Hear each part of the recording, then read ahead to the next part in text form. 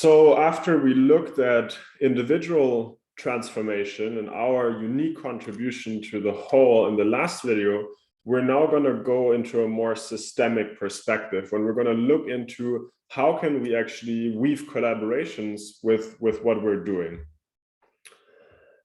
And in the modern world, what we see is that there are a lot of organizations, and especially corporations, that have a very financial focus, are often depleting well-being. We see a lot of burnout. There's also, they're not really purpose-driven, but more profit-driven. And yeah, they have some really toxic cultures in terms of how power is being used, how it's actually separating people instead of helping them collaborate them more meaningfully. So what we see is that really over the years, shareholder capitalism, neoliberal capitalism has no real regard for the negative social and environmental impacts of an organization. So yeah, we see all of these organizations very profit focused, but having not integrated social and ecological aspects in the core of their strategy and how they organize themselves. So we have a big need in the world, in the modern world, to reinvent our organizations, to reinvent our collectives, and create organizations, create networks that actually have a soul and that operate from a more purposeful and self-organized stage of awareness.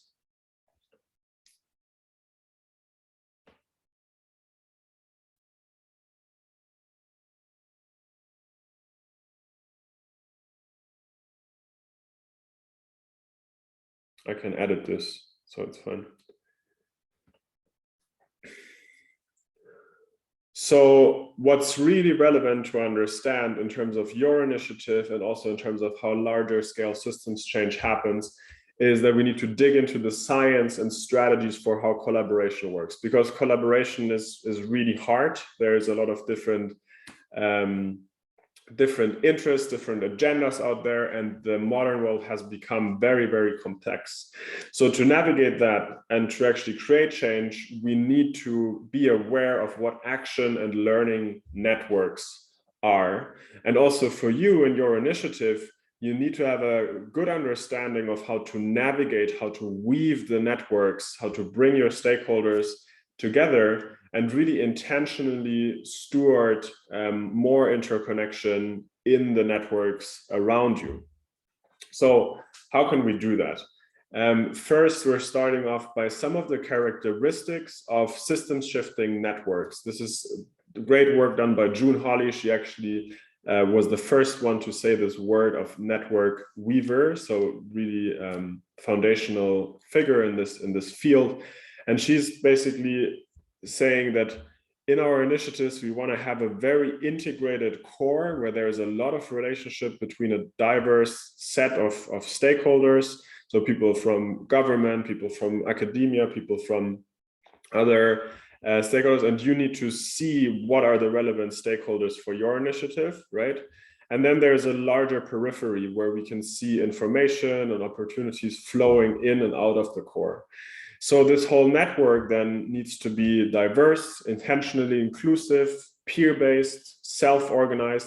We need to make sure that there's actually a lot of leaders, so it's leader-full, and leadership is not just centralized, it's decentralized. There's continuous experimentation. We're trying out new things. We are learning from these experiments. We are sharing resources, knowledge, opportunities, and we are expanding continuously and create a culture that's expansive. We create transformational experiences and interventions, and we really aim to gear that network towards shifting systems. So then the big question is, how can we, from the beginning to the end, kind of create such a network? And of course, the matter is very complex, it's very messy, but there are different phases of network development which can help us understand that. And that's here really by the Monitor Institute. They've done a great job at putting this together. So at the beginning, also in your initiative, you need to know the network. You need to have an awareness of what are the different issues, the different stakeholders, the existing connections that are in your system. If you don't have that awareness, it's going to be very difficult to build your initiative in a way that becomes really systemic.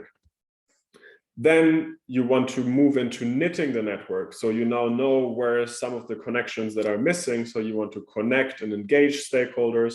You also want to nurture different leaders across the system, helping them to understand the relevance of your initiative, the relevance of a more systemic approach, and then really create different entry points for the network that, why would people join, right? You need to kind of reflect the interests of your stakeholders, of your collaborators in the network as well.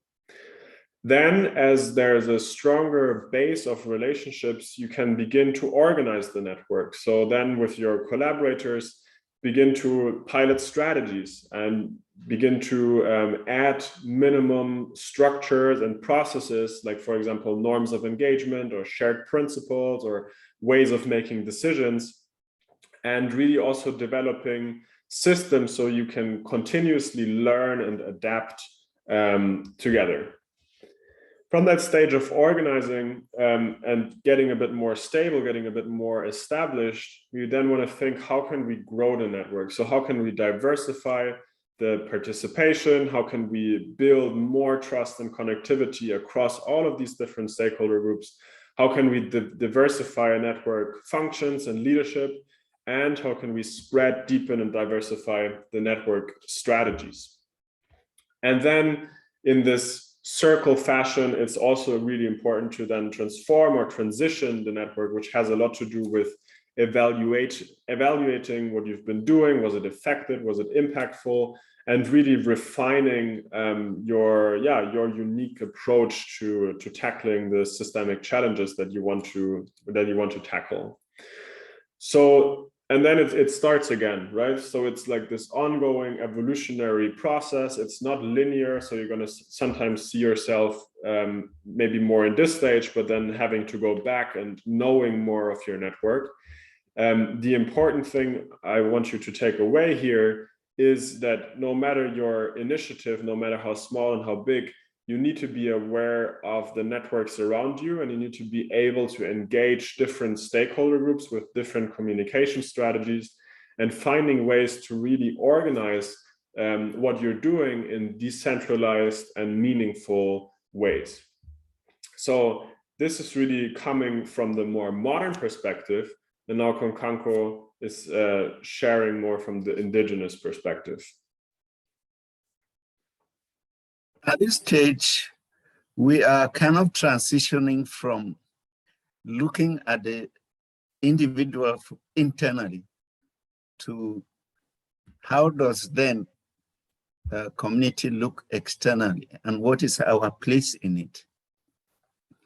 Further on, I will talk about rite of passage, but here I want to emphasize how, from our experience, the indigenous has been able to plug into the modern, because from the traditional settings of villages, we didn't understand how square pegs can fit into a circle. You would know that indigenous people usually sit around and share from a common plate when it comes to their food, or their building structures were mostly circles. And the rite of passage was important because only a selected few are given the opportunity to peek into what is yet to come and be able to influence the direction of the future. So Astra belief became very, very capital in how we see the future. In this case, it's about like no past, no present, no future. So in looking at community, we are then connecting these three pillars. And to the wider circle, in your own case, it's about organization to organization collaboration, people to people partnerships. How does this work? We have seen how a young person from the north is connecting with an indigenous person from the south, and we are exploring these new ways of thinking, of working together, of expressing ourselves. This is doing by example. We didn't want to do it alone. We invite this cohort, and then we begin to see the issues. What are the real issues? Like building green economies for socially excluded people. If your project is going to home into the community, there are important lessons to be learned from how rural communities think about social economy. Actually, economics, it's something which, if not really connected in this force field that holds a community together, it doesn't make sense, which is why we have come up with all these broken systems. So empowering communities, we learn from community service. The African solidarity is not usually considered an economy, but this is how to transition by integrating, because the modern has explicitly, as Adrian explained before, about repackaging. But then if these are not in the right relationships, then concepts like peace building do not have their place. Building cooperation is merely some form of hypocrisy. So mutuality is something that we feel from the heart. It is just from a perspective that is handed. So the result here is orienting people to people and creating high impact projects. Let's take like example, a community school, which becomes like an estate with permaculture farms, with young people actually doing stuff on their school environment. So Indigenous and modern, this challenge is not about the aspirational. Your projects are going to integrate this spiritual dimension in order to be able to face all the challenges. Because it is believed in the village that if we do not reconstitute the circle, which is intergenerational, which is intercultural, then we are missing something. If the young people, if they are not part of that circle and feel what is flowing in that field, which for us is the economy of love, then they will burn it down just to feel what is missing. Because for them, they can only get by joining in the circle and feeling. It's about feeling. Of course, these systems, they are not rigid in the indigenous because they are kind of spiral. There is always an empty chair for the unknown visitor. Let's talk about even why we think about the future. It's about the children who are the angels, who the unborn child. You see concepts even from other civilizations in Asia. There's this belief that people no longer plant trees because they believe that they will not live enough to harvest the fruits. But in this context, we are actually saying that we need to be planting the trees knowing fully well that we will not be able to sit under the shade of that tree because we are enjoying benefits that were left for us because the systems were meant to take into account those of us who were not yet born. So the existential problems that we are facing are related to the simple component of how what connects the love of self with the love of community, with the love of planet. So depending on your own concept of love, you will understand why solidarity kind of is safeguarding human values if they are embedded in the true nature of love.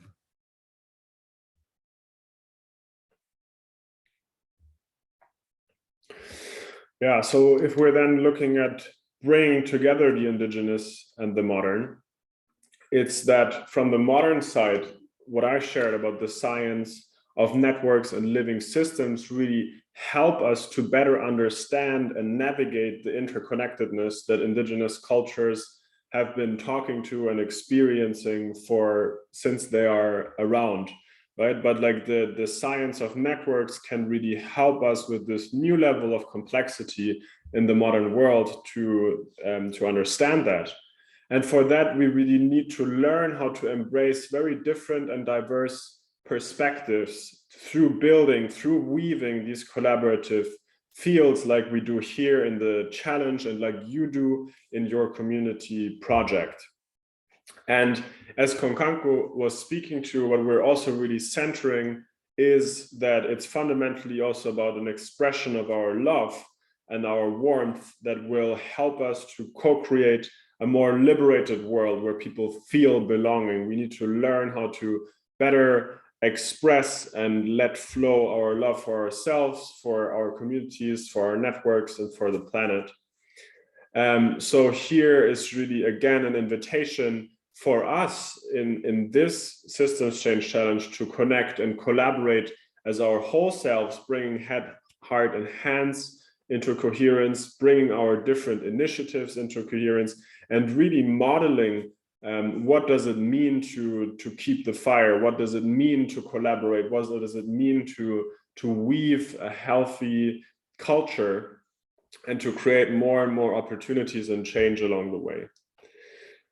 So next up, we're gonna really dive a bit more deeply into how you can apply these new insights of weaving into your initiative. So we'll see you in the next video.